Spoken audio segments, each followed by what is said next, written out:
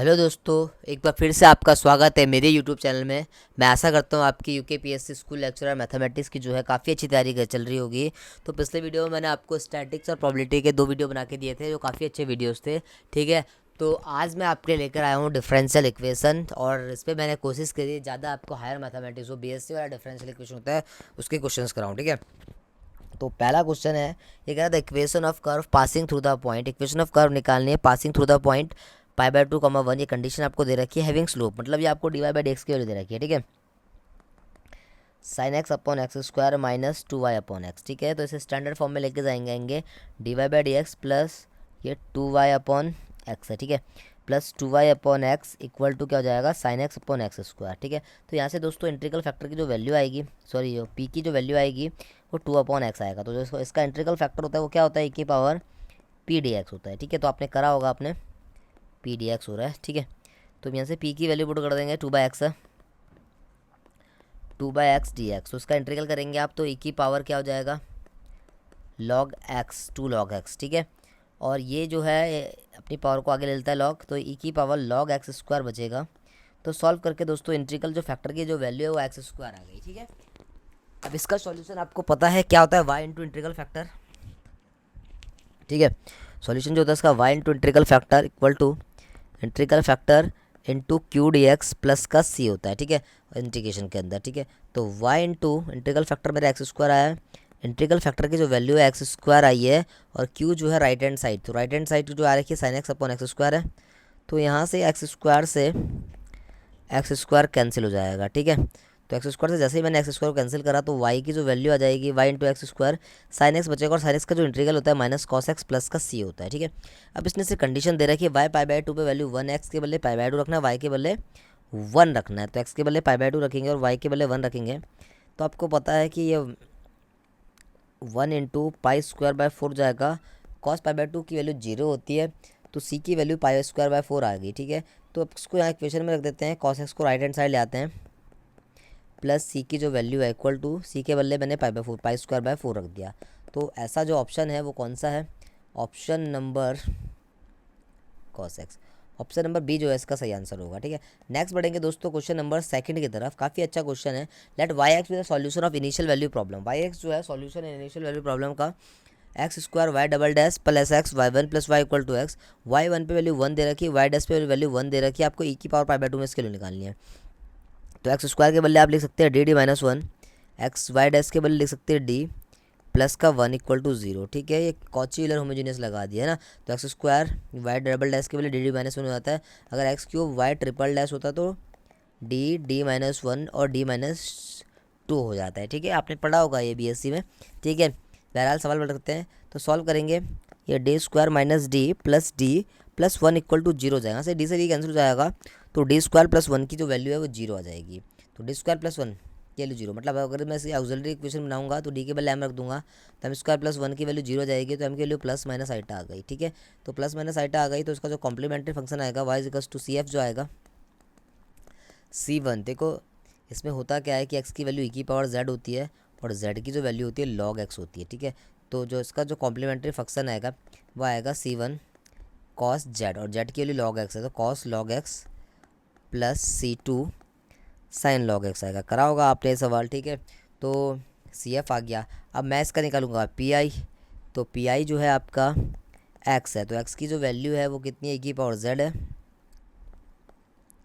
और अपॉन में जो रिज़ल्ट है वो कितना है, सॉल्व करके डी स्क्वायर प्लस 1 आ रहा है, तो डी स्क्वायर प्लस 1 आ रहा है, तो हम क्या कर देंगे, जेड पे इसके बदले एक्स का ऑप्शन रख देंगे, जेड का ऑप्शन 1 रख देंगे, तो ये 1/2 ई की पावर जेड हो जाएगा। तो ई की पावर जेड की वैल्यू तो एक्स है, तो x.2 आ जाएगा। ठीक है, तो सॉल्व करके जो उसका जो कंप्लीट सॉल्यूशन आएगा C F plus P I की जो वैल्यू आएगी ना दोस्तों, वो आएगी C1 cos log x plus C2, sorry C1 cos log x plus C2 sine log x plus x by 2, इसका कंप्लीट सॉल्यूशन आ जाएगा। ठीक है, इजीली आप इसे सॉल्व कर सकते हैं। ठीक है, जल्दी जल्दी हो जाएगा पेपर में। इसके बाद अब इतने बड़ी खचरोटी करेंगे, y1 और y डैश 1 पे वैल्यू 1 है।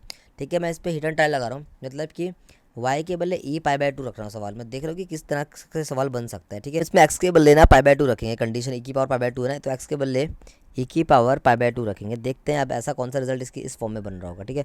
तो y1 c1 जैसे ई की पावर पाई बाय 2 रखूँगा तो ये लॉग खा जाता है, सिर्फ कॉस पाई बाय 2 बचेगा, और कॉस पाई बाय 2 की वैल्यू 0 होती है, plus C sine log pi by 2 होता है, और log sorry sine pi by 2 1 होता है, प्लस C2 बचेगा, प्लस ई की पावर पाई बाय 2.2 बचेगा।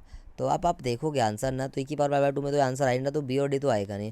देखो ऑप्शन नंबर ए में ना ये माइनस है, ठीक है, और यहाँ पर जो है प्लस आ रहा है, मतलब कि C2 प्लस ही होगा, क्योंकि सारी वैल्यूज भी प्लस ही हो रही है, ठीक है। कुल मिला के 1/2 आएगा यहाँ से, ठीक है, कॉमन लोगे ना आप 2C2 प्लस ई की पावर पाई टाइप का आ जाएगा, ठीक है। तो ऐसा जो ऑप्शन है ना प्लस की फॉर्म में ना, यही आंसर है, ठीक है।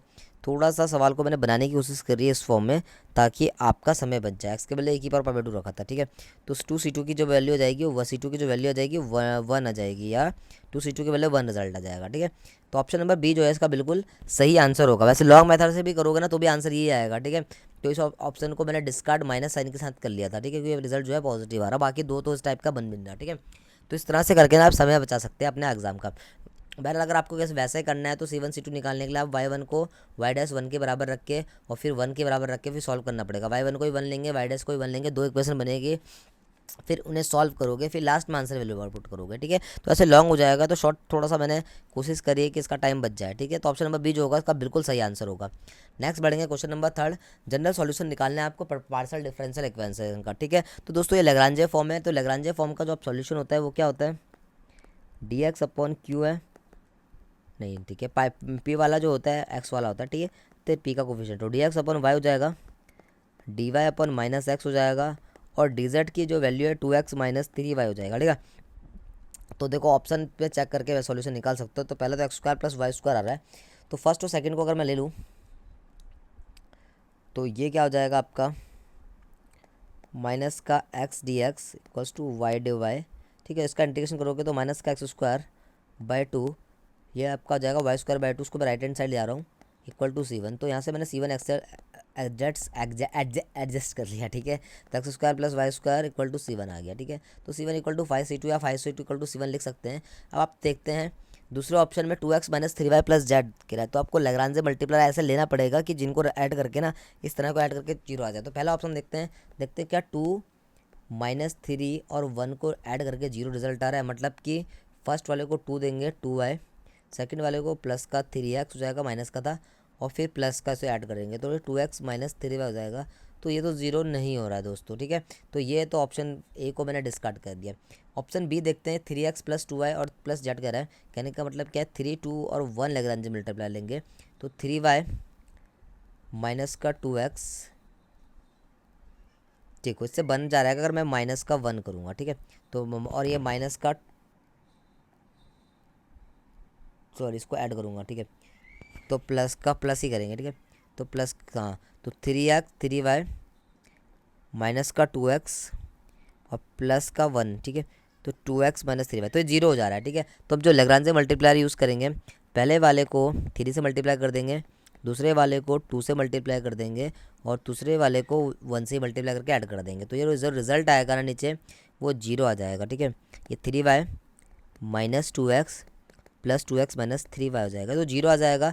तो अब इसको आप इंटीग्रेट कर दो, इसके बाद किसी को भी लोगे तो 0 आएगा, इसका इंटीग्रेट करेंगे तो 3x + 2y + z आ जाएगा। तो ये आपकी C2 की वैल्यू आई, तो C1 को 5C2 के बराबर रख देंगे, तो x² + y² = f जो आ जाएगा 3x + 2y + z आ जाएगा, ठीक है। तो ये सवाल दोस्तों ना एग्जाम पॉइंट ऑफ व्यू से इंपॉर्टेंट है, 100% जो है पेपर में इससे सवाल बनेगा ही बनेगा लैग्रांजे फॉर्म से, ठीक है। तो इनके सवालों की ना अच्छे से प्रैक्टिस करके एग्जाम में आना, ठीक है, क्योंकि बनना ही बनना है, ऐसे सवाल तय है कि इससे बनने का सवाल, ठीक है। नेक्स्ट बढ़ेंगे क्वेश्चन नंबर 4 की तरफ। ये कह रहा है find the value of m, आपको m की वैल्यू निकालनी है, और ये जो है डिफरेंशियल इक्वेशन का सॉल्यूशन दे रखा है। तो देखो अगर किसी भी डिफरेंशियल इक्वेशन के रिपीटेड रूट होते हैं ना, तो देखो यहाँ पर x लग जाता है इसका, और ये जो एक्स का कोफिशिएंट है वो रूट है, कहने का मतलब है कि x = -3 ना इसका रूट होगा, वो भी मल्टीप्लिसिटी 2 के साथ, ठीक है। तो जो इसकी ऑक्सिलरी इक्वेशन बनाएंगे ना हम इस पर, तो m की जो वैल्यू हो जाएगी ना, ये आपके ऑप्शन से मैं बता रहा हूँ 1/3 हो जाएगी, क्योंकि 1/3 होगा ना, तो ये 1/3 y" + 2y' + 3y = 0 होगा, ठीक है। तो जब हम ऑक्सिलरी इक्वेशन बनाएंगे तो y" के y के बदले m रखेंगे, y' के y के बदले m रखेंगे, तो m² / 3, ये प्लस का 3y नहीं होगा, प्लस का 3y होगा, ठीक है, और प्लस का 2m + का 3 = 0। तो आप इसको सॉल्व करोगे तो ये m प्लस एलसीएम ले लोगे ना तो m मतलब कहने का मतलब ये कि m+3 का होल स्क्वायर बन जाएगा। इतना तो आपको पता ही है, ठीक है। तो ये आपको रिपीटेड रूट के बाद बन रहा है, तो जो ऑप्शन सी होगा ना इसका बिल्कुल सही आंसर होगा। देखो ये पेपर में आया हुआ ही सवाल है, ठीक है, BHU के पेपर से ले रखा है सवाल मैंने, ठीक है। तो काफ़ी अच्छा सवाल है, ऑप्शन नंबर जो सी होगा इसका बिल्कुल सही आंसर होगा। नेक्स्ट देखेंगे क्वेश्चन नंबर 5 है। ये कह रहा है let Y x with the solution of initial value problem. Y x ना इनिशियल वैल्यू प्रॉब्लम का सॉल्यूशन है। प्रॉब्लम आपको दे रखी है y double dash plus 2y dash minus 3y equal to 0। फिर आपको एक कंडीशन दे रखी है, कह रहा है कि एक्स टेंस टू इन्फिनिटी में वाई एक्स इक्वल टू 0। एक और कंडीशन दे रखी है, तो आपको ए फाइंड करना है। क्या फाइंड करना है? ए की वैल्यू, जो कि वाई 0 पे वैल्यू है, ठीक है। तो देखो y double dash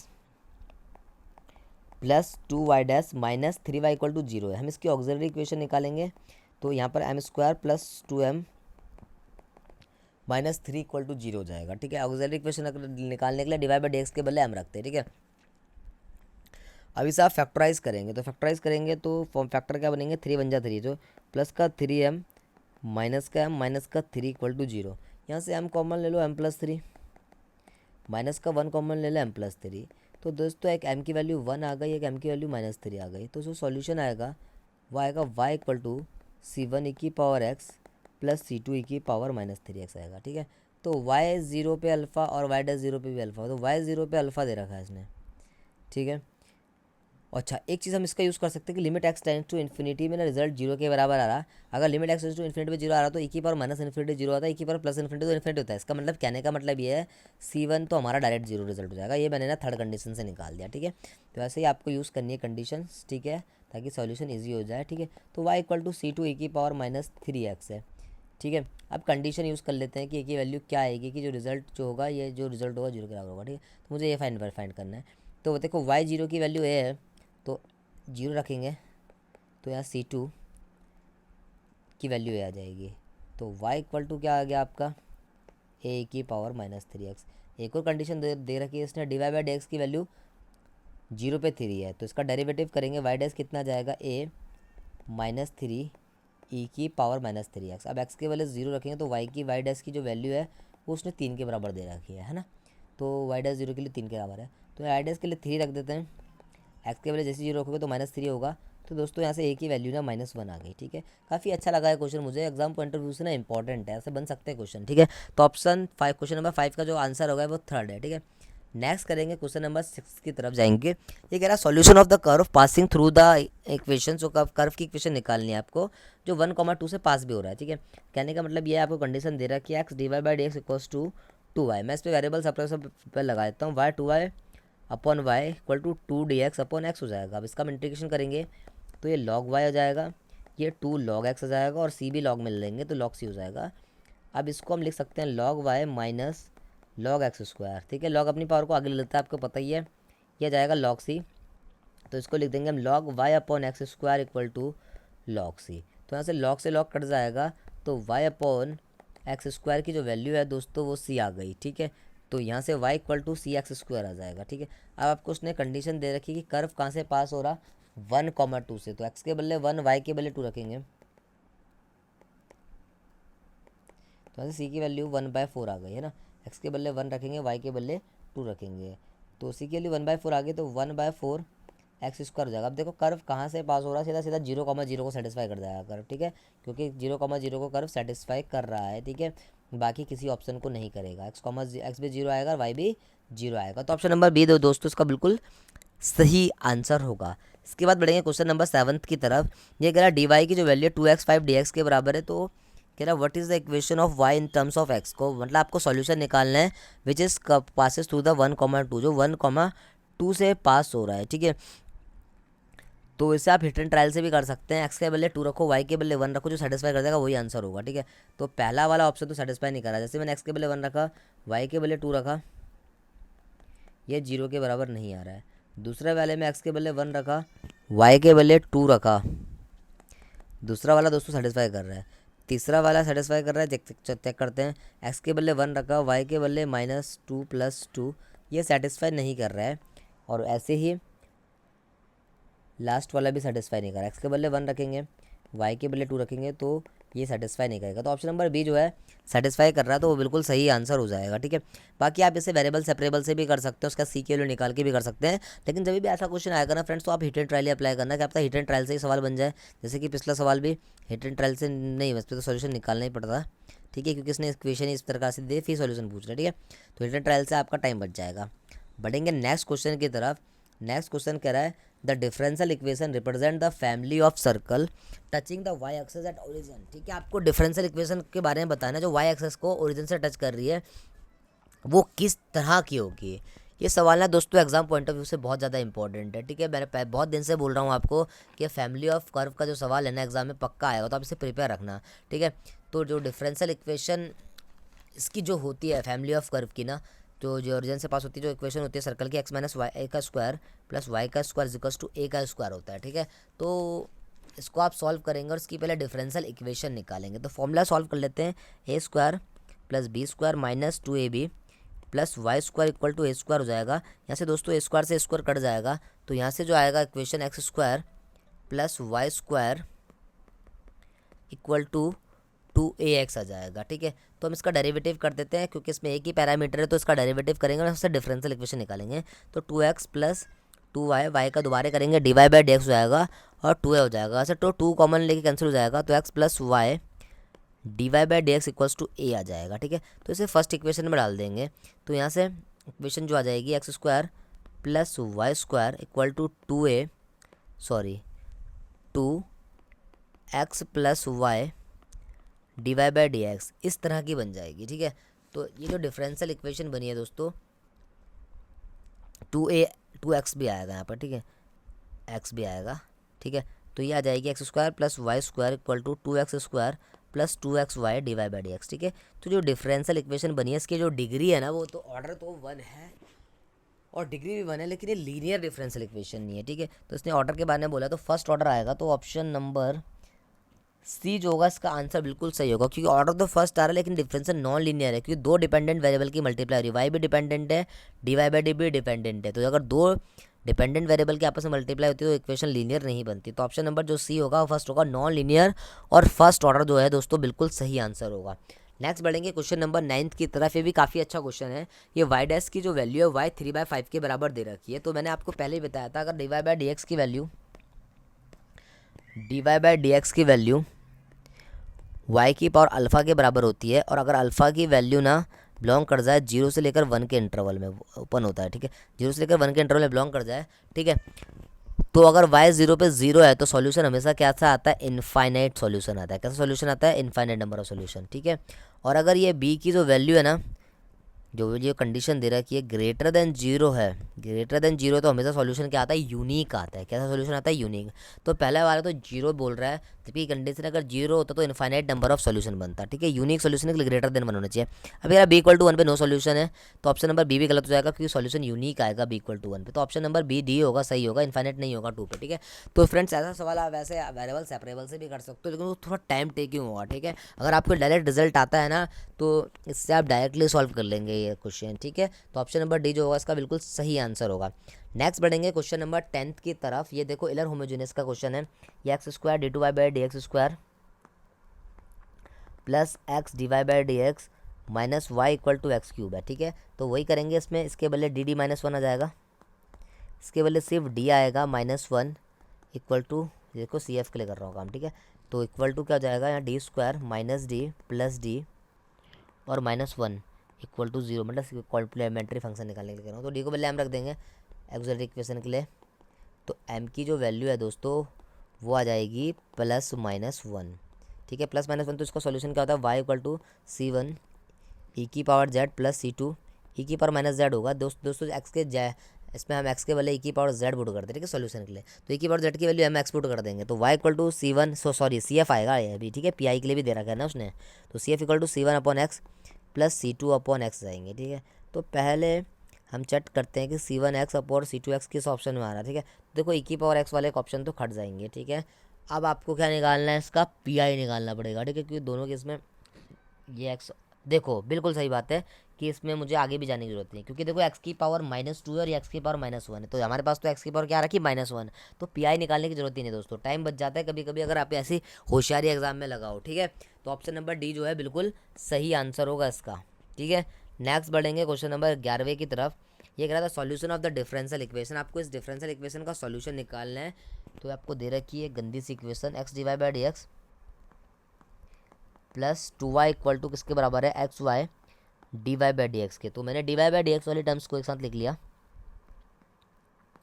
minus X Y D Y by D x equals to minus का 2y। यहाँ से D Y by D X common ले लेंगे, क्या बचेगा यहाँ से, एक्स भी कॉमन ले लेते तो बचेगा 1 माइनस वाई माइनस का 2y। ठीक है, तो वेरिएबल सेपरेबल लगा देंगे, 1 minus y upon y equal to minus का 2 डी एक्स अपॉन एक्स हो जाएगा। वेरिएबल सेपरेबल लगा दिया, अब इंटीग्रल कर दो इसका। ठीक है, तो 1 अपॉन वाई का इंटीग्रल क्या होगा, लॉग वाई, वाई से वाई कट जाएगा, माइनस का y -2 log x plus C. ठीक है, तो लॉग वाई इसको इधर लेंगे, log y plus log x square. ठीक है, पावर को आगे ले लेंगे इधर। ठीक है, ये माइनस माइनस पॉजिटिव हो जाएगा, फिर ये पावर भी आगे जाएगी तो लॉग एक्स स्क्वायर हो जाएगा। ठीक है, और equal to C plus y, तो इस पर लॉग की प्रॉपर्टी लगा देंगे प्लस वाली, x square y equal to C plus y हो जाएगा। तो ऐसा जो ऑप्शन है ना, ऑप्शन नंबर ए ही है। ठीक है, तो ऑप्शन नंबर ए जो होगा इसका सही आंसर हो जाएगा। ठीक है, नेक्स्ट बढ़ेंगे क्वेश्चन नंबर 12वीं की तरफ। ठीक है, एनसीईआरटी का क्वेश्चन है क्लास 12th में।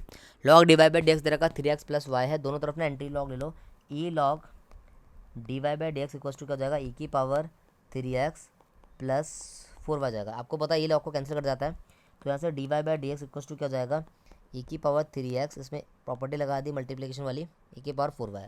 तो वेरिएबल सेपरेबल लगा दो, डी वाई बाई ई की power 4y equal to E की पावर 3x और डी एक्स हो जाएगा। अब ना हम इसका इंटीग्रल कर देंगे। ठीक है, वेरिएबल सेपरेबल तो हो गया है। ठीक है, तो ये पावर ऊपर जाएगी तो ई की पावर -4y बचेगी,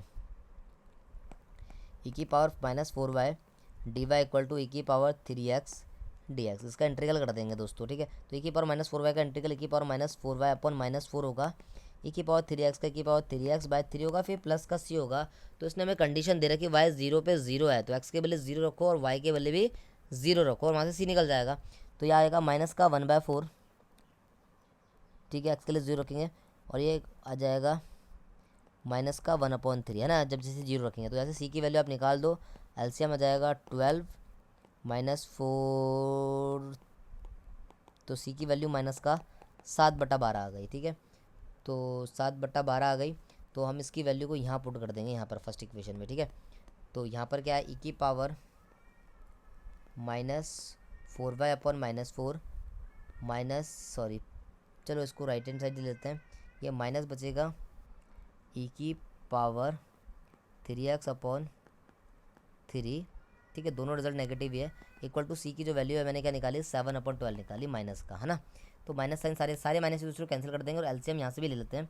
तो ये कितना हो जाएगा, 12 की मल्टीप्लाई राइट हैंड साइड कर दो, 3 ई की पावर 4y बचेगा माइनस का, प्लस 4 ई की पावर 3x बचेगा इक्वल टू प्लस का 7। ठीक है, तो ईजी है, मैंने कैलकुलेशन करी है, देख लेंगे कौन सा ऑप्शन ऐसा सेटिस्फाई कर रहा है। तो ऑप्शन नंबर डी जो है इसको इस तरह का है। ठीक है, तो ऑप्शन नंबर डी जो होगा बिल्कुल सही होगा, इजी क्वेश्चन था दोस्तों ये। ठीक है, इसके बाद क्वेश्चन नंबर 13 है, आपको पर्टिकुलर इंटीग्रल निकालना है डिफरेंशियल इक्वेशन का। ठीक है, तो ये आपको दे रखा है 1/d² -4d + 4 लिख लेते हैं पी आई के लिए। ठीक है, अपॉन में भेज देते हैं इसे, एक्स ई की पावर 2x। आपको पता है अगर एक्स के और ये सामने साथ हो तो ये अपनी पावर ऐड को करके ना चुपके से बाहर निकल जाता है। तो ये नीचे जो फॉर्मूला बन रहा है d-2 का होल स्क्वायर बन रहा है, ई की पावर 2x, तो डी ये अपनी पावर को ऐड करके ना साइड हो जाएगा। तो इन्हें अपनी पावर को साइड ऐड कर दिया डी के बदले। ठीक है, डी के बदले d+2 आ गया, फिर -2 का होल स्क्वायर हो गया, उन्हें अपना 2 से 2 को कैंसिल कर देते हैं। ठीक है, तो जैसे ही 2 से 2 कैंसिल होगा तो क्या बचेगा, 1/d² बच जाएगा। ठीक है, तो आप इस 2 को ना इस 2 से कैंसिल कर दीजिए। ठीक है, तो ये बचेगा आपका 1/d² ई की पावर 2x। ठीक है, sorry to the power 2x और x। ठीक है, इससे तो इंटीग्रेशन 1/d का मतलब इंटीग्रेशन होता है, ई की पावर 2x से को इंटीग्रेशन से कोई मतलब नहीं है। हम x का 2 बार इंटीग्रेशन करेंगे, तो एक बार करेंगे तो x आ जाएगा x²/2 हो जाएगा, और एक और बार करेंगे तो x³/6 आ जाएगा। तो कुल मिला के आंसर आएगा x³ ई की पावर 2/6। ठीक है, तो ऐसा जो ऑप्शन है ऑप्शन नंबर डी है, ठीक है। तो ये आपका बिल्कुल सही आंसर। बात क्वेश्चन नंबर 14 तय कह रहा था इक्वेशन आपको दे रखी है, ठीक है, इस तरह से, और आपको पूछ रहा है कि एग्जैक्ट है कि अल्फा और बीटा की वैल्यू क्या होगी, ठीक है। तो अगर question M d x plus N d Y equal to zero होना, तो del M by question exact कब होती है, तब del M by del y की जो वैल्यू है del N by del x के बराबर होती है। तो del M by del y करा मैंने, इसका ना वाई के रिस्पेक्ट में डेरिवेटिव करेंगे, इसे एम बोलेंगे, इसे एन बोलेंगे, ठीक है। तो जैसे ही del M by del Y करेंगे, वाई के रिस्पेक्ट में partial derivative 3x Y square हो जाएगा, और डेल एन बाय डेल इसका करेंगे तो कॉस एक्स हो जाएगा। फिर हम del N by del x करेंगे, तो एक्स के रिस्पेक्ट में इसका जो डेरिवेटिव होगा ये 2x वाई स्क्वायर हो जाएगा प्लस बी कॉस एक्स हो जाएगा, ठीक है। ये प्लस का बी कॉस एक्स हो जाएगा। तो कंपेयर कर दो, इक्वल टू के बराबर है, तो यहाँ से 3a की जो वैल्यू है वो 2 के बराबर आ जाएगी, तो a की वैल्यू 2/3 हो गई, और b कॉस एक्स है, और यहाँ पर तो b इक्वल टू 1 आ जाएगा। तो ऑप्शन नंबर ए जो है सही आंसर है। इस तरह का सवाल भी एग्जाम में आ सकता है एग्जैक्ट करने वाला, ठीक है। तो यहाँ से अल्फा बीटा की वैल्यू पूछता है, ठीक है। नेक्स्ट देखिए क्वेश्चन नंबर 15 कह रहा है which of the following equation is linear. इनमें से बताना है कौन सी इक्वेशन लीनियर है। देखो लीनियर का मतलब क्या होता है कि जो डिपेंडेंट वेरिएबल की जो पावर होगी वो 1 होगी, या हाईएस्ट डेरिवेटिव की जो डिग्री होगी 1 होगी, ठीक है। तो उसे लीनियर बोलेंगे। तो पहला वाला आंसर नहीं होगा कि साइन वाई जो है ना, उस पर साइन के अंदर जो है वाई घुस गया, ठीक है। तो डिपेंडेंट वेरिएबल घुस गया है, तो उसकी डिग्री जो होगी वो डिफाइन नहीं होगी, ठीक है। या इस पर इन्फाइनाइट पावर ऑफ वाई आ जाएगी, तो इक्वेशन लीनियर नहीं होगी, ठीक है। दूसरी वाली इक्वेशन जो है लीनियर है, क्योंकि d Y by D x है, हाईएस्ट पावर 1 है, और डिपेंडेंट वेरिएबल भी सिर्फ एक ही बार इंडिपेंडेंट वेरिएबल मल्टीप्लाई हो रहा है, ठीक है। तो ये आंसर सही होगा ऑप्शन नंबर सी, मल्टीप्लाई क्यों नहीं, वाई इंटू वाई डैश हो रहा है, ठीक है। डिपेंडेंट वेरिएबल की मल्टीप्लाई आपस में हो जाती है, तो कभी भी डिग्री ले होती है, लीनियर नहीं होती, ठीक है, डिफरेंशियल इक्वेशन। वैसे ऑप्शन नंबर बी में भी, डी में भी वाई इंटू वाई स्क्वायर हो रहा है, तो ऑप्शन नंबर बी जो होगा इसका बिल्कुल सही आंसर होंगे। नेक्स्ट बढ़ेंगे क्वेश्चन नंबर 16 की तरफ। काफ़ी अच्छा क्वेश्चन है। देखो y is equal to solution दे रखा है इस डिफरेंशियल इक्वेशन का, फिर आपको बोल रहा है कि y अल्फा और बीटा की वैल्यू क्या होगी, कंडीशन भी इसने आपको दे रखी है, ठीक है। तो कंडीशन का तो मैं बिल्कुल भी यूज़ नहीं करूँगा, क्योंकि देखो d two y by d square plus 4y equal to 0 है, इक्वल टू 4ax है। तो अगर मैं इसका कॉम्प्लीमेंट्री फंक्शन बनाऊँ तो ऑक्सिलरी इक्वेशन क्या बनेगी इसकी, ऑक्सिलरी इक्वेशन बनेगी m square plus beta equal to 0, ठीक है। अब एक चीज़ मैं आपको बता दूं कि इसके जो रूट्स हैं +-2 रहे होंगे, ठीक है। +-2 इसलिए बोल रहा हूँ क्योंकि e⁻2x है और e⁻-2x है, ठीक है। तो एम स्क्वायर, तो ये -4 रहा होगा, ठीक है। बीटा क्योंकि -4 रहा होगा, तभी तो एम स्क्वायर -4 इक्वल टू 0 रहा होगा, है ना। तो ये जो होगा इसका, या एक चीज़ मैं ये भी कह सकता हूँ कि ये जो इसका जो है सी जो बचा हुआ पोर्सन है वो पर्टिकुलर इंटीग्रल है, ठीक है। ये 4ax है, ठीक है। तो चलो ऐसे ही हो जाएगा, वैसे कोई दिक्कत ही नहीं है, सिंपल है, ठीक है। तो मैं ये कह रहा हूँ कि इसकी जो आई की पावर +-2 है, तो बी जो है आपका पक्का क्या रहा होगा, प्लस का नहीं -4 रहा होगा, तभी तो रिजल्ट जो है +-2 आया होगा, और तब ये e⁻2x माइनस e⁻2x होगी। तो देखो -4 सिर्फ एक ही ऑप्शन में, तो ऑप्शन नंबर सी जो होगा इसका बिल्कुल सही आंसर होगा, ठीक है। तो ऑप्शन नंबर सी को बिल्कुल सही आंसर मान के चल देंगे आगे, ठीक है। आगे सॉल्व करने की जरूरत नहीं है। इसके बाद देखिए क्वेश्चन नंबर 17, ये भी बहुत इंपॉर्टेंट क्वेश्चन है, हाइपरबोलिक इलिप्टिक वाला, ठीक है। तो कह रहा है कि पीडी जो है कैसी होगी, ठीक है। तो देखो पीडी के लिए क्या होता है, देखो d two y by d square को मैं अगर एस मान लूँ, यहाँ पर डेल एक्स और डेल वाई वाई होता है और आर होता है, ठीक है। और ये इसके जो कोफिशिएंट को हम टी बोलते हैं, ठीक है। तो एस स्क्वायर -4RT की जो वैल्यू होती है वो ग्रेटर देन अगर 0 है, तो इक्वेशन क्या होती है, हाइपरबोलिक होती है। तो एस स्क्वायर -4RT को पहले मैं निकाल लेता हूँ, या 0 है तो पैराबोलिक होता है, लेस देन 0 तो इलिप्टिक होता है, ठीक है। तो एस तो आपको है नहीं कि डबल डेरिवेटिव ये है नहीं, डेल एक्स और डेल वाई वाली टर्म्स है नहीं, तो 0 आ जाएगा। अब आर की जो वैल्यू है एक्स है और वाई की वैल्यू 1 है। अब इस जो एक्स की जो आपकी इसकी जो वैल्यू है एस स्क्वायर -480 की जो 4RT की जो वैल्यू है वो -4xy है। अब ये हाइपरबोलिक कह रहा है जब y इज़ लेस देन 0 और x इज़ ग्रेटर देन 0, तो यही सही हो जाएगा, क्योंकि अगर y लेस देन 0 होगा तो रिजल्ट पॉजिटिव हो जाएगा।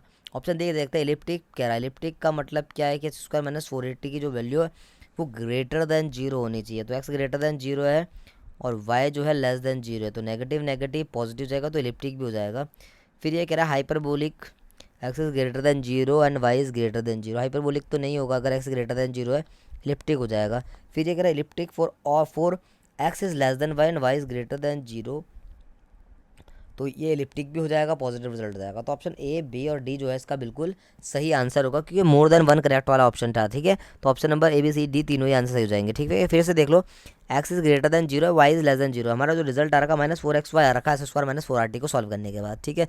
तो अगर y नेगेटिव हो जाएगा तो नेगेटिव नेगेटिव पॉजिटिव हो जाएगा, पॉजिटिव हो जाएगा तो ये हाइपरबोलिक बन जाएगा, फिर इलिप्टिक बोल रहा है x is greater than zero, y is less than zero. Sorry गलत बोल दिया मैंने, इलिप्टिक तो नहीं होगा, इलिप्टिक होने के लिए इसको लेस देन जीरो होना पड़ेगा, तो ये रिजल्ट पॉजिटिव हो जाएगा ना। एक अगर ये दोनों में से एक भी नेगेटिव हो गया तो रिजल्ट पॉजिटिव हो जाएगा, तो अगर पॉजिटिव हो जाएगा तो हाइपरबोलिक होगा, तो ऑप्शन नंबर बी जो है बिल्कुल गलत हो जाएगा। फिर एलिप्टिक कह रहा है, एलिप्टिक भी नहीं होगा, ठीक है, तो ऑप्शन नंबर सिर्फ ए ही आंसर होगा, गलती से बोल देता हूँ मैंने, ठीक है, क्योंकि Y is greater than zero और X is less than zero, तो रिजल्ट हमेशा पॉजिटिव हो जाएगा। तो ऑप्शन नंबर दोस्तों ए जो होगा इसका बिल्कुल सही आंसर होगा। तो इन क्वेश्चंस को मान के चलो कि ये भी एग्जाम में आएंगे ही आएंगे, एस स्क्वायर माइनस 4RT वाले क्वेश्चन, ठीक है, प्रिपेयर रखना इन क्वेश्चन को। नेक्स्ट देखें question number 18, d cube y minus d square y d square plus 4 d Y by D x. मैंने आपको पर्टिकुलर इंटीग्रल निकाला है। अभी मैंने आपको ई का केस समझाया था कि ई अपनी पावर को ऐड करके ना साइड निकल जाता है, फिर उसके बाद केस करेंगे हम साइन 2x का, डी स्क्वायर के बदले माइनस पुट करेंगे, ठीक है। इस सवाल को मैं आपको होमवर्क से दे रहा हूँ, आप ना इसे कमेंट बॉक्स में इसका आंसर जरूर देना, ठीक है। यदि कोई बच्चा से सॉल्व ना कर पाए तो मुझे व्हाट्सएप में मैसेज कर देना, 80077947 मैं आपको व्हाट्सएप में बता दूंगा, ये मेरा कॉन्टैक्ट नंबर है। फिर से देख लो 8077947269, ठीक है। इस नंबर पे आप मुझसे अप डाउट पूछ सकते हो, लेकिन मैं इस क्वेश्चन का होमवर्क से दे रहा हूँ, आप इसका आंसर ना कमेंट बॉक्स में डालना, काफ़ी अच्छा क्वेश्चन है एग्जाम पॉइंट ऑफ व्यू से, ठीक है। नेक्स्ट देखें क्वेश्चन नंबर 19 है, ये कह रहा है integral curves of the differential equation. आपको डिफरेंशियल इक्वेशन दे रखी है, ये passes through the point 0,0 alpha 1 से, तो आपको इसका सोल्यूशन निकालना है, तो कोई दिक्कत नहीं है। D Y by D x की वैल्यू जो हो जाएगी 1/y माइनस एक्स हो जाएगी, हम इसका रेसिप्रोकल कर देंगे, तो यहाँ से d x by d Y equal to y minus x. अब ये लीनियर डिफरेंशियल इक्वेशन बन गई है पी एक्स वाली, ठीक है, एक्स की फॉर्म वाली, ठीक है, प्लस का एक्स इक्वल्स टू वाई हो जाएगा। अब इसका सॉल्यूशन ना आप फिर से मुझे कमेंट बॉक्स में निकालोगे, इंटीग्रल फैक्टर निकालोगे, सॉल्यूशन करोगे, और इसका आंसर ना आप मुझे कंडीशन लगा के, जैसे वैल्यू निकल जाएगी 0 0 पे अल्फा 1 दे रखा है, तो अल्फा की वैल्यू निकाल के ना मुझे कमेंट्स बॉक्स में डालना, ठीक है। सवाल IIT जैम के पेपर से बनाया हुआ का सवाल है, तो इंपॉर्टेंट क्वेश्चन है, एग्जाम से में आया हुआ सवाल है, तो ऐसे क्वेश्चन मत छोड़ना, ठीक है। तो आंसर प्लीज़ इसका कमेंट बॉक्स में जरूर देना आप लोग, ठीक है। बाद क्वेश्चन नंबर 20 कह रहा है सॉल्यूशन ऑफ डिफरेंशियल इक्वेशन। आपको डिफरेंशियल इक्वेशन दे रखी है, आपको इसका सॉल्यूशन निकालना है, d2y by d square plus d Y by D x minus 2y equals to e to the power x दे रखा है, ठीक है। तो CLS का हम CF निकाल देंगे, CF के जो निकालते हैं कॉम्प्लीमेंट्री फंक्शन के लिए ऑक्सिलरी इक्वेशन निकालते हैं, डी के बदले हम रख देते हैं, तो m square plus m minus 2 equal to 0 हो जाएगा, ठीक है। तो यहाँ से जो आपका सॉल्यूशन बनेगा, इसके फैक्टर बनेंगे हम m square plus 2m minus m minus 2 equal to 0। यहाँ से हम कॉमन ले लेंगे, m प्लस 2 बचेगा, यहाँ से -1 कॉमन लेंगे, m माइनस प्लस 2 बचेगा, ठीक है।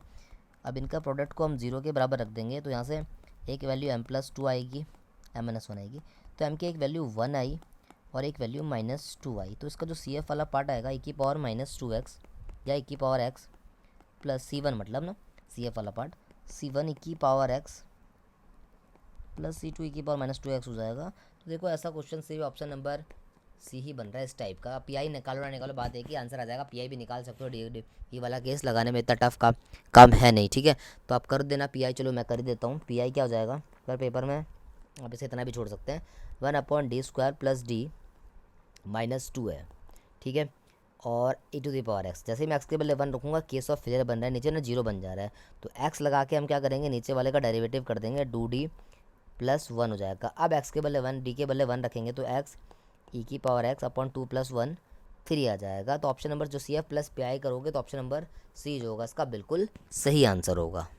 क्वेश्चन नंबर 21 है, आपको जनरल सॉल्यूशन निकालना है PDE का, ठीक है। ये del square Z del x by del Y equal to x plus y दे रखा है, इज द फॉर्म ऑफ, ठीक है। तो यहाँ पर del square Z del x और del Y equal to x plus Y है, ठीक है, क्योंकि देखो ये इक्वेशन ना एक्स प्लस वाई की फॉर्म में है और मुझे z निकालना है, ठीक है, z के लिए निकालनी है। तो इसका एक बार ना पार्शियल डेरिवेटिव हम विद रिस्पेक्ट टू x कर देते हैं और एक बार y के रिस्पेक्ट में करेंगे, तो हमारा आंसर बन जाएगा, ठीक है। ये z की वैल्यू है क्योंकि, ठीक है। तो जैसे ही मैं इसका एक बार पार्शियल डेरिवेटिव इंटीग्रेशन करेंगे, डेरिवेटिव तो इंटीग्रेशन करेंगे, x के रिस्पेक्ट में इसका डेरिवेटिव करेंगे ना, तो इंटीग्रल करेंगे, तो यहाँ से डेल हट जाएगा, एक्स के रिस्पेक्ट में कर रखा है मैंने, तो कुल मिला के जो रिजल्ट आएगा ये x² प्लस एक्स वाई हो जाएगा, क्योंकि मैंने एक्स के रिस्पेक्ट में कर रखा ना, तो जो कांस्टेंट आएगा वाई के टर्म में आएगा, इसको मैं FY बोल रहा हूँ, ठीक है। वो कोई दिक्कत नहीं, वाई जी को हम एडजस्ट कर लेंगे, उसको फर्क नहीं पड़ता, ठीक है। अब इसका मार्क्स के रिस्पेक्ट में डेरिवेटिव करेंगे तो z हो जाएगा, विद इंटीग्रल करेंगे तो z हो जाएगा। अब पहले मैंने किसके रिस्पेक्ट में किया था, एक्स के, अब करेंगे वाई के रिस्पेक्ट में, तो z बच जाएगा, ये हो जाएगा x² y/2 plus XY² by 2, क्योंकि मैंने पहले वाई के रिस्पेक्ट में एक्स के रिस्पेक्ट में क्या, तो वाई कांस्टेंट आया था, वाई के रिस्पेक्ट में करेंगे तो कांस्टेंट एक्स आएगा, इसको मैंने जी एक्स मान लिया। ठीक है, तो यहाँ से एक्स वाई बाय 2 कॉमन ले लेंगे तो एक्स प्लस वाई बचेगा। ठीक है, एक्स प्लस वाई बचेगा और प्लस का एफ एक्स एफ वाई और प्लस जी एक्स बचेगा। तो ऐसा ऑप्शन नंबर 1 ही है। ठीक है, बस मैं जी एक्स और वाई को मतलब अलग अलग फंक्शन बना रखा, मैंने जी पहले में एफ एक्स ले रखा, उसने वाई ले रखा। ठीक है, बात एक ही है, सवाल ऑप्शन नंबर जो ए होगा इसका बिल्कुल सही आंसर होगा, ये पेपर में बहुत बार आ रखा है एग्जाम में। ठीक है, तो 21 का आंसर ए होगा। नेक्स्ट क्वेश्चन इंटीग्रेटिंग फैक्टर से रिलेटेड है। ठीक है, इंटीग्रल फैक्टर मतलब क्या होता है, जिसको मल्टीप्लाई करके इक्वेशन एग्जैक्ट हो जाए। तो इसका इसने दे रखा है, उसने एम और एम की वैल्यू पूछ रखी है। देखो एम की जो वैल्यू है वो एक्स है 7 वाई स्क्वायर और 3 प्लस 3 वाई है, और एन की जो वैल्यू है 3x की पावर 8 वाई माइनस एक्स। ठीक है, मैं चाहूँगा इस क्वेश्चन को आप खुद से करो ताकि आपको थोड़ा सा मज़ा आए सवाल करने में। ठीक है, तो एक बार मैं आपको मल्टीप्लाई करके दे देता हूँ कि x की पावर m और 7 y की पावर n के लिए सबसे मल्टीप्लाई करा दो, तो ये हो जाएगा x की पावर 7 प्लस m और y की पावर 2 प्लस n। ये प्लस का 3y है तो 3y की पावर n प्लस 1 और x की पावर m हो जाएगा। ठीक है, सिंपल है। उसके बाद n इज इक्वल्स टू दे रखा है 3x की पावर 8 y माइनस एक्स दे रखा है, तो इसकी मल्टीप्लाई भी x की पावर m और y की पावर n से कराएंगे तो 3x की पावर 8 प्लस m हो जाएगा और y की पावर 1 प्लस n हो जाएगा, माइनस एक्स की पावर m प्लस 1 होगा और y की पावर n ही रहेगा। तो आप इस पे ना खुद से करना। ठीक है, और मतलब कंपेयर करके आंसर निकालना कि आएगा क्या, कि del M upon del Y equal आना चाहिए del N by del x का। आप चेक करके बताओ कि कौन सा ऑप्शन जो है इस रिजल्ट को सेटिस्फाई करना पाएगा। मतलब एम और एन की वैल्यू ना आप यहाँ रख देना और डेरिवेटिव पार्सली करना। अगर एक्स के रिस्पेक्ट में करेंगे तो सिर्फ एक्स का होगा, वाई को कॉन्स्टेंट ट्रीट करेंगे। ठीक है, तो बढ़िया सवाल है ये, पेपर में आया हुआ ही सवाल है। ठीक है, तो देखना इसका आंसर क्या होगा। ठीक है, कमेंट बॉक्स में इसका आंसर जरूर आना चाहिए। ठीक है, नहीं आएगा सवाल तो फिर से अपना नंबर दे रहा हूँ 8077947269, मैं आपको व्हाट्सएप कर दूंगा इसका सॉल्यूशन। ठीक है, लेकिन पहले खुद से ट्राई करना, अच्छा सवाल है। ठीक है, इतने सवाल करोगे तो आपका कॉन्फिडेंस भी बूस्ट होगा। ठीक है, इसलिए मैं चाहता हूँ खुद से करो सवाल आप। ठीक है, नेक्स्ट पढ़ेंगे क्वेश्चन नंबर 23 की तरफ। बहुत अच्छा सवाल है ये, पीडी है आपको दे रखी है हैज़। ठीक है, पीआई के बारे में बात कर रहा है, कह रहा है ओनली वन पीआई, अब PI which is linear in x and y, PR is quadratic in, ये क्या मोर देन वन पीआई। देखो एक चीज़ मैं आपको बता दूँ, जो डिफरेंशियल इक्वेशन का जो पर्टिकुलर इंटीग्रल होता है ना वो कभी भी यूनिक नहीं आता, कि यूनिक हो। अलग अलग मेथड से अलग अलग पर्टिकुलर इंटीग्रल आ सकते हैं, चाहे वो ऑर्डिनरी डिफरेंशियल इक्वल हो या पार्शियल डिफरेंशियल इक्वेशन हो, पर्टिकुलर इंटीग्रल कभी भी यूनिक नहीं आता। ठीक है, ऐसा क्वेश्चन बनता है और ये सीएसआर नेट का क्वेश्चन है। ठीक है, तो जो आंसर आएगा मोर देन वन पीआई आएगा आंसर। ठीक है, तो ऑप्शन नंबर डी आएगा इसका आंसर। ठीक है, बिना पेन चलाए करना है सवाल को, कोई जरूरत नहीं है पेन चलाने की। अगर पीआई की बात करेगा तो उसका आंसर यूनिक नहीं माना जाता, अलग अलग तरीके से अलग अलग पीआई आ सकता है। ठीक है, तो ऑप्शन नंबर डी जो होगा इसका आंसर होगा, infinite number of particular integral बन सकते हैं। ठीक है, तो ऑप्शन नंबर डी जो होगा इसका बिल्कुल सही आंसर होगा। बहुत अच्छा क्वेश्चन है। ठीक है, नेक्स्ट बढ़ेंगे क्वेश्चन नंबर 24 की तरफ। ये कह रहा है सॉल्यूशन ऑफ डिफरेंशियल इक्वेशन निकालना है d Y by D x plus x y equals to x y square का। तो इसका सॉल्यूशन निकालना है आपको, तो आप क्या करेंगे, इसे standard form d Y by D x plus P y equal to Q से कंपेयर कर दोगे। ठीक है, और फिर आप इसको सॉल्यूशन निकाल दोगे। ठीक है, सिंपल सवाल है, आप कर दोगे, इजी क्वेश्चन है। ठीक है, पेपर में छोड़ना मत, इस तरह के क्वेश्चन आएंगे। तो इसका आंसर भी कमेंट बॉक्स में जरूर देना। सॉल्यूशन इंपॉर्टेंट मेरा कराना इंपॉर्टेंट नहीं है, आपका कमेंट मारना इंपॉर्टेंट है। ठीक है, ताकि आपको अपनी तैयारी का ये पता चले कि आप इस तरह के सवाल कर पा रहे हैं या नहीं कर पा रहे। तो इस आंसर कमेंट बॉक्स में देना, 2-3 सवाल मैंने आपको दे दिए ना, जरूर देना। इसके बाद देखते हैं क्वेश्चन नंबर 25 के डिफरेंशियल इक्वेशन, ये आपको सॉल्यूशन दे रखा है, इनमें से किसका होगा। ठीक है, तो y equal to A cos x plus B sine x है, ए कॉस एक्स और बी साइन एक्स है, तो रूट्स होंगे कॉम्प्लेक्स होंगे, लेकिन ए की पावर एक्स भी आ रहा है। ठीक है, तो अगर मैं चाहूँ तो इसको आंसर सी जो है आ नहीं सकता। ठीक है, बी नहीं आ सकता, कि उसके रूट जो है प्लस माइनस रूट 2 आइटा आएंगे और इसके आन रूट से प्लस माइनस 2 आइटा आएंगे, क्योंकि ए की पावर एक्स आ रहा है। तो इसको चेक करते हैं ऑप्शन नंबर डी को, m square minus 2m plus 2 equal to 0 हो जाएगा। तो यहाँ से m की जो वैल्यू आएगी वो कितनी आएगी, नहीं निकल रही, तो क्वाड्रेटिक फॉर्म लगाएंगे।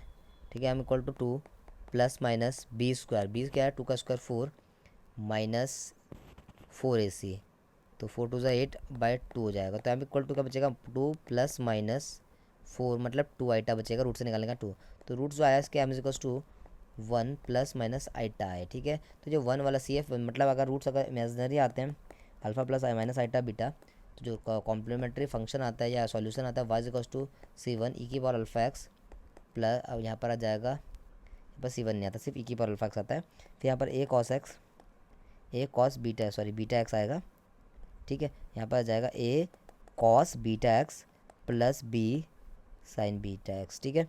तो यहाँ पर अल्फ़ा के बदले 1 है तो e की पावर एक्स आ जाएगा a cos x plus b sine x हो जाएगा। तो सिंपल सवाल था linear differential equation with constant coefficient का, ठीक है। तो आप इसे आप इजीली कर सकते हैं, ठीक है।